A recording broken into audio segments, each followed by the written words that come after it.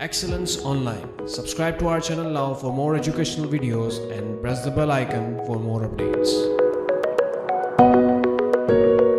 अस्सलाम वालेकुम dear students, non profit earning concerns में होने वाली कॉमन मिस्टेक्स के ऊपर आज हमें बात करनी है।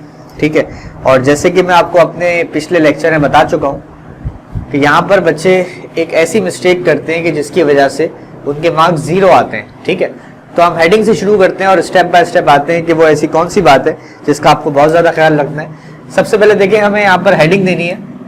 ठीक है, let suppose AB sports club. पहली रिक्वायरमेंट आपके पास आती है प्रिपेयर तकरीबन इनकम एंड एक्सपेंडिचर अकाउंट। तो हमें यहाँ पर पहले बिजनेस का नाम देना है, उसके बाद हम यहाँ पर लिखेंगे इनकम एंड एक्सपेंडिचर अकाउंट, पूरा लिखेंगे आप। ठीक है, और एक बात सुन लीजिएगा गौर से, ये एक बहुत कॉमन सी बात है, आपको पता होगी, एक जस्ट क्विक रिवीजन के तौर पर, कि जो इनकम एंड एक्सपेंडिचर अकाउंट है, बहुत आसान अल्फाज में ये इनकम स्टेटमेंट ही है, लेकिन ये इनकम स्टेटमेंट किस फॉर्म में है? अकाउंट फॉर्म में। ठीक है, टी अकाउंट के फॉर्म में ये इनकम स्टेटमेंट है। ठीक है, तो ये इनकम स्टेटमेंट ही है लेकिन अकाउंट फॉर्म में। तो लिहाजा हम वही हेडिंग देंगे जो हम इनकम स्टेटमेंट में देते हैं, फॉर द ईयर एंडेड, या फिर अगर कोई पीरियड गिवन है तो for the period ended let suppose December 31st 2019।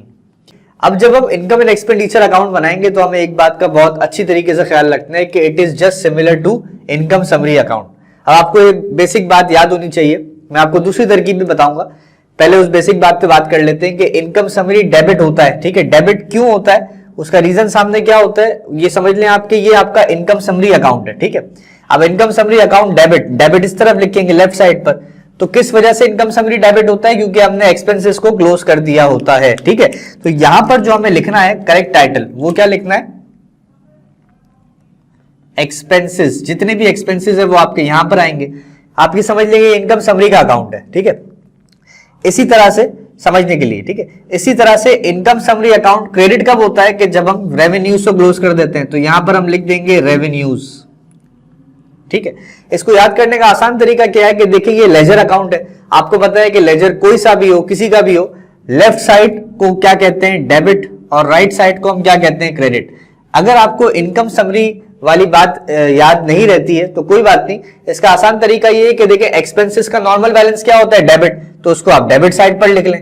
Revenues का नॉर्मल बैलेंस क्या होता है? क्रेडिट, तो आप उसको क्रेडिट साइड पर लिख लें। ये बहुत शॉर्टकट तरीका है इन दोनों की प्लेसमेंट्स को याद रखने का। ठीक है, अक्सर औकात बच्चे क्या करते हैं, उनके पास जब ये रिक्वायरमेंट आती है तो वो क्या करते हैं? शफल कर देते हैं, मतलब जल्दी में एग्जाम के प्रेशर में या किसी भी वजह से वो भूल जाते हैं। ठीक है, यहां पर वो लिख देते हैं रेवेन्यूज और यहां पर वो लिख देते हैं एक्सपेंसेस।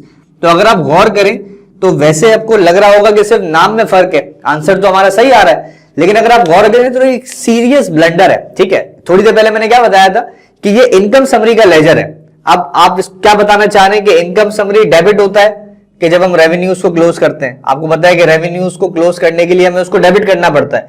तो ऐसा कैसे हो सकता है कि इनकम समरी भी डेबिट हो रहा है और रेवेन्यूज भी डेबिट हो रहे हैं? ठीक है, तो आपको एक बात का ख्याल रखना है कि ये जो प्लेसमेंट है ये आपको बिल्कुल सही तरह से लिखनी है। अगर आपने इसको उल्टा कर दिया और बेशक आपका आंसर एंड में सरप्लस से डेफिसिट का सही आता है, लेकिन यू विल गेट 0। ठीक है, तो ये बात आपको याद रखनी है कि आपको प्लेसमेंट जो है वो बिल्कुल सही देनी है। ठीक है, ये मिस्टेक बहुत सारे बच्चे कर बैठते हैं, ठीक है, लेकिन उनको पता नहीं होता और एंड में जो है वो उसका नतीजा 0 निकलता है। ठीक है, तो आपको प्लेसमेंट यहां पर कैसे याद रखनी है? Left side debit, expenses, right side credit, revenues. ठीक है, अब यहां पर आपको जाहिर है सारे के सारे क्या लिखना है? एक्सपेंसेस। तो हम यहां पर मिसाल के तौर पे हमने लिखा सैलरीज एक्सपेंस। ठीक है, और इसके अलावा और भी बहुत सारे एक्सपेंसेस हैं, वो सारे हमने यहां पर लिख दिए। ठीक है, अब यहां पर अक्सर औकात बच्चे आइटम्स को पहचानने में मिस्टेक करते हैं, ये भी एक बहुत बड़ा ब्लंडर है। मिसाल के तौर पर उन्होंने यहां पर लिख दिया, क्या लिख दिया? Let suppose equipment. ठीक है, अब ये टाइटल एक्सपेंस तो नहीं है, ये टाइटल तो एसेट है। ठीक है, तो वैसे नॉर्मली इसे ग्रेडिंग प्लान में क्या होता है कि नॉर्मली बता रहा हूं मैं आपको कि हर टाइटल का 1 नंबर होता है, लेकिन अगर किसी टाइटल में वर्किंग ज्यादा है तो उसके 2 नंबर भी हो सकते हैं, 3 नंबर भी हो सकते हैं, डिपेंड करता है एग्जामिनर पे। ठीक है, लेकिन ये जो आपने इक्विपमेंट लिखा है, ठीक है ना, इसके मार्क्स आप पे कटेंगे। बेशक आपने सारे एक्सपेंसेस जो लिखे जाने चाहिए थे वो लिख दिए, सारे रेवेन्यूज आपने लिख दिए, लेकिन ये एक एडिशनल गलत टाइटल अगर आपने लिखा है तो उसको पेनलाइज किया जाएगा, इस पे आपके अच्छे खासे मार्क्स जो है वो डिडक्ट होते हैं।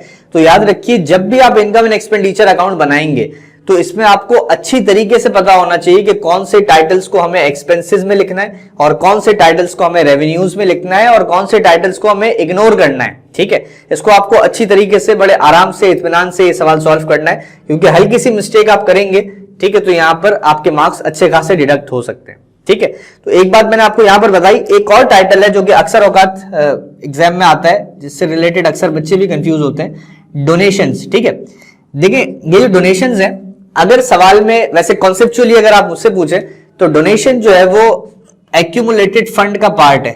ठीक है, जब बैलेंस शीट बनाए तो इस एक्यूमुलेटेड फंड में इसको ऐड होना जाना चाहिए। ठीक है, क्यों हो जाना चाहिए, ठीक है, इसकी एक डिटेल रीजन है, हम उसमें नहीं जा रहे, लेकिन इन शॉर्ट ये एक्यूमुलेटेड फंड का पार्ट है। लेकिन अगर सवाल में डोनेशन का टाइटल उसने आपको रिसीट साइड पर दे दिया और कुछ लिखा हुआ नहीं है कि इसको आपको कहां ले जाना है, रेवेन्यूज में लिखना भी है या नहीं लिखना, ठीक है, तो अगर कोई नोट मेंशन नहीं है उसके साथ तो फिर आप उसको रेवेन्यूज में लिख सकते हैं। ठीक है, और अगर आप उसको रेवेन्यू में नहीं लिखना चाह रहे तो आप बता दें एग्जामिनर को नीचे कि donation is considered as a part of accumulated fund, क्योंकि सवाल में कुछ लिखा हुआ नहीं है तो आपकी दोनों ट्रीटमेंट्स जो है वो एक्सेप्टेबल होंगी। अगर आपने उसको रेवेन्यू में लिखा है तब भी ठीक है, नहीं लिखा है तब भी ठीक है, लेकिन बेहतर यह है कि अगर उसने कुछ नहीं लिखा तो आप उसको रेवेन्यू में लिख दें। ठीक है, लेकिन अगर सवाल में उसने आपको डोनेशन दे दिया और नीचे लिख दिया कि it is a part of accumulated fund, तो आपको हरगिज उसको रेवेन्यू के सेक्शन में नहीं लिखना, क्योंकि आप सवाल ने बता दिया, स्पेसिफाई कर दिया है कि it is a part of accumulated fund. ठीक है, तो जब उसने बता दिया तो फिर आप इसको रेवेन्यूज में अकाउंट फॉर नहीं करेंगे। अगर सवाल में उसने आपसे बैलेंस शीट पूछी है तो एक्यूमुलेटेड फंड एट स्टार्ट जो आप मालूम करते हैं, उसके बाद आप इसको डोनेशंस के टाइटल से ऐड कर देंगे। ठीक है, तो ये इनकम एंड एक्सपेंडिचर्स में होने वाली छोटी छोटी मिस्टेक है जो बच्चे कर जाते हैं। ठीक है, इनका आपको अच्छे तरीके से ख्याल रखना है। इसका कोई खास ग्रेडिंग प्लान नहीं है, बड़ा आसान सा है, वो मैं आपको ओरली बता देता हूं कि नॉर्मली हेडिंग का 1 नंबर होता है, सरप्लस या डेफिसिट मालूम करने का 1 नंबर होता है, और हर टाइटल का भी आपके पास 1 नंबर होता है नॉर्मली। लेकिन ये टाइटल्स के जो नंबर है ये वेरी कर सकते हैं अकॉर्डिंग टू वर्किंग। ठीक है, तो आपको अगेन उसी बात का ख्याल रखना है जिस तरह से मैंने अपने फर्स्ट के लेक्चर में बताया था कि हेडिंग की भी अपनी जगह इंपॉर्टेंस है। ठीक है, और ये जो छोटी छोटी चीजें हैं जिसकी वजह से आपके मार्क्स जो है वो डिडक्ट हो जाते हैं, ठीक है, इनका तो आपको खास तौर पर ख्याल रखना है। तो उम्मीद करता हूं कि आज के इस लेक्चर से आपने इस टॉपिक से रिलेटेड बहुत कुछ सीखा होगा। अच्छा, बहुत सारे टॉपिक्स ऐसे हैं या बहुत सारी चीजें ऐसी हैं जिसको मैं स्किप कर रहा हूं, उसका रीजन ये है कि उसमें कोई ऐसी खास मिस्टेक होती नहीं है बच्चों से। मैं सिर्फ टाइम की कमी की वजह से सिर्फ उन्हीं टॉपिक्स पे फोकस कर रहा हूं कि जहां पर बच्चे ब्लंडर्स करते हैं। ठीक है, तो इन ब्लंडर्स का आपको खास तौर पर ख्याल रखना है। अपने अगले लेक्चर में हम बात करेंगे कि कंपनी अकाउंटिंग में कौन कौन सी कॉमन मिस्टेक्स होती हैं। तो इस लेक्चर से आपको कोई भी ऐसी बात है जो समझ में नहीं आई है या कोई एडिशनल बात आप पूछना चाहते हैं तो इस वीडियो के कमेंट सेक्शन में जरूर मुझे आगाह कीजिएगा, ताकि मैं अपने अगले लेक्चर में उसको एक्सप्लेन कर सकूं। ठीक है, तो इंशाल्लाह अगले लेक्चर में आपसे मुलाकात होती है कंपनी अकाउंट्स के साथ। तब तक के लिए अल्लाह हाफिज।